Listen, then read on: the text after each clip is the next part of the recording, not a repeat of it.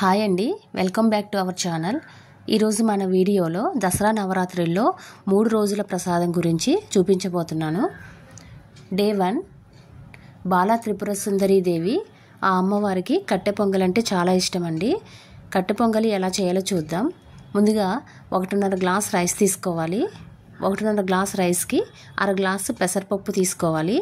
లేదా 1 గ్లాసు బియ్యము 1 గ్లాసు పెసరపప్పు అయినా తీసుకోవచ్చు, అది మన ఇష్టం. వీటన్నింటినీ మీడియం ఫ్లేమ్ మీద బాగా వేపుకోవాలి. ఈ కట్టె పొంగలి ప్రసాదం యొక్క టేస్ట్ అనేది మనం ఈ పప్పులు బియ్యము వేపుకునే విధానంలోనే ఉంటుందండి. మీడియం ఫ్లేమ్లో పెట్టి మాత్రమే వేపుకోవాలి. బాగా వేగిన తర్వాత ఇవి చల్లారనిచ్చి వాష్ చేసి నానబెట్టుకొని పెట్టుకోవాలి. ఇప్పుడు ఒక గిన్నె తీసుకొని, ఏ గిన్నెలో అయితే మనం ప్రసాదం చేయాలనుకుంటున్నామో ఆ గిన్నె తీసుకొని అందులోకి 1:4 రేషియోలో వాటర్ తీసుకోవాలండి. మనం 2 గ్లాసెస్ తీసుకున్నాం కాబట్టి 8 గ్లాసెస్ వాటర్ వేసుకోవాలి.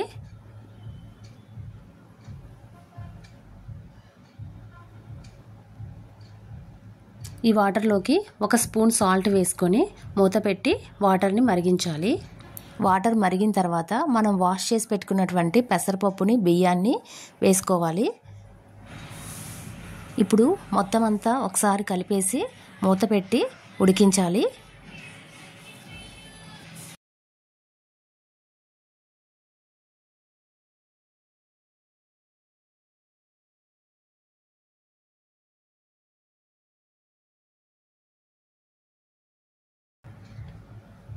ఇప్పుడు స్టవ్ వెలిగించి బాండీ పెట్టుకోవాలి. అందులోకి ఆయిల్ 1 స్పూను, నెయ్యి 2 స్పూన్లు వేసుకొని మరగనివ్వాలి.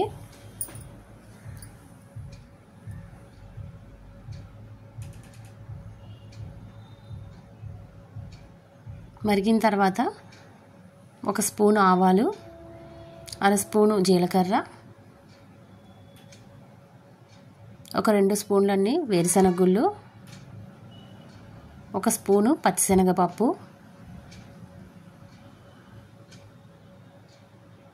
1 స్పూను మిరియాలు వేసుకొని వేపుకోవాలి.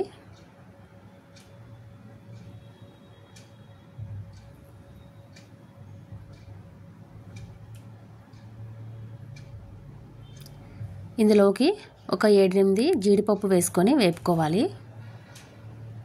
పచ్చిమిర్చి చీలికలు, కరివేపాకు వేసుకొని మొత్తం అంతా బాగా వేపుకోవాలి. తాలింపు అంతా వేపుకున్నాక మనం రెడీ చేసుకున్నటువంటి పెసరపప్పు రైస్లోకి ఇది టర్న్ చేసుకొని మొత్తం అంతా కలిపేసుకోవాలి.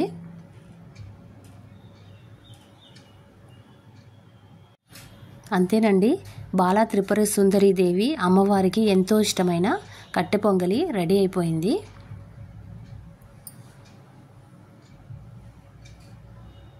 ఇప్పుడు డే 2 ప్రసాదం చూద్దాం. అమ్మవారు గాయత్రీదేవి అమ్మవారు పులిహోర అంటే చాలా ఇష్టం ఈ అమ్మవారికి. పులిహోర ఎలా చేయాలో చూద్దాం. పులిహోర అందరికీ తెలిసిందేనండి, అయినప్పటికీ కూడా అమ్మవారికి నైవేద్యంగా పెడతారు కాబట్టి మళ్ళీ చూపిస్తున్నాను. స్టవ్ వెలిగించి కడాయి పెట్టుకోవాలి. కడాయిలోకి ఆయిల్ వేసుకొని ఆయిల్ బాగా హీట్ ఎక్కిన తర్వాత ఆవాలు 1 స్పూను, జీలకర్ర 1 స్పూను,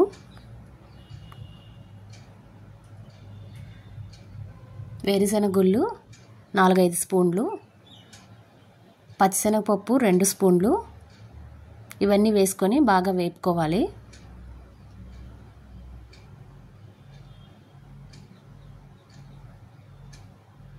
ఇప్పుడు ఇందులోకి పచ్చిమిర్చి చీలికలు వేసుకొని వేపుకోవాలి.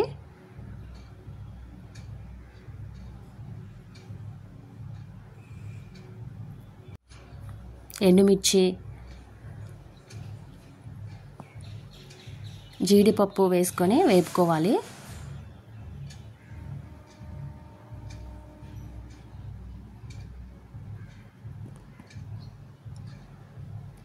ఇప్పుడు ఇందులోకి కరివేపాకు వేసుకొని వేపుకోవాలి.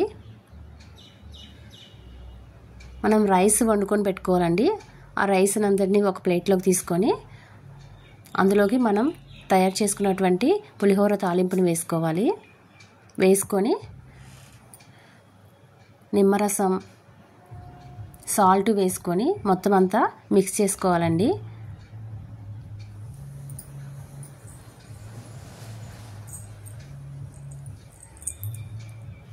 గాయత్రీదేవి అమ్మవారికి పులిహోర అంటే చాలా ఇష్టం అండి.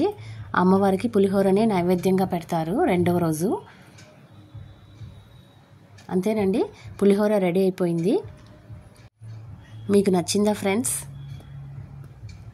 మూడవ రోజు ప్రసాదం ఏంటో చూద్దాం. మూడవ రోజు అన్నపూర్ణాదేవికి కొబ్బరన్నం అంటే చాలా ఇష్టం. అమ్మవారికి కొబ్బరన్నమే నైవేద్యంగా పెడతారు మూడవ రోజున. రైస్ వండుకొని రెడీగా పెట్టుకోవాలండి. ఇప్పుడు స్టవ్ వెలిగించి బాండి పెట్టుకొని అందులోకి ఆయిల్ వేసుకోవాలి. ఆయిల్ హీట్ ఎక్కిన తర్వాత ఆవాలు, జీలకర్ర,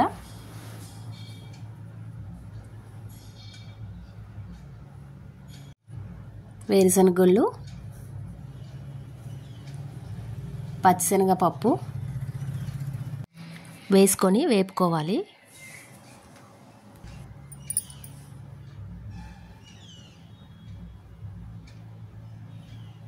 ఇవన్నీ వేగిన తర్వాత పచ్చిమిర్చి సన్నగా కట్ చేసుకొని వేసుకోవాలి.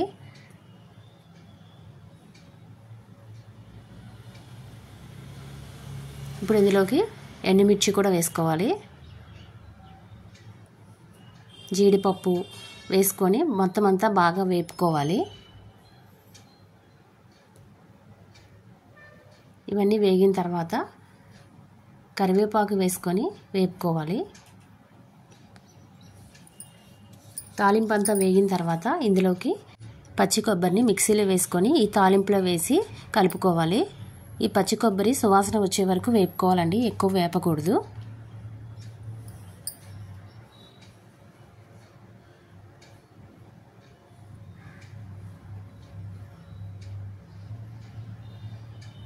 ఇది బాగా వేగిన తర్వాత రైస్ని వేసుకోవాలి.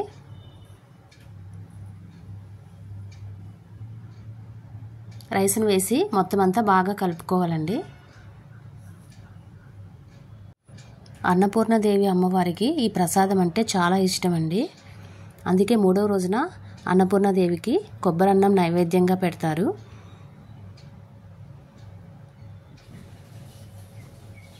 లాస్ట్లో సాల్ట్ వేసుకొని మొత్తం అంతా కలుపుకోవాలి. అంతేనండి, అన్నపూర్ణ అమ్మవారికి ఎంతో ఇష్టమైన కొబ్బరన్నం రెడీ అయిపోయింది. ఈ వీడియో మీకు ఎలా అనిపించిందో కామెంట్ సెక్షన్లో తెలియజేయండి friends. Thank you for watching friends. Please like, share and subscribe friends.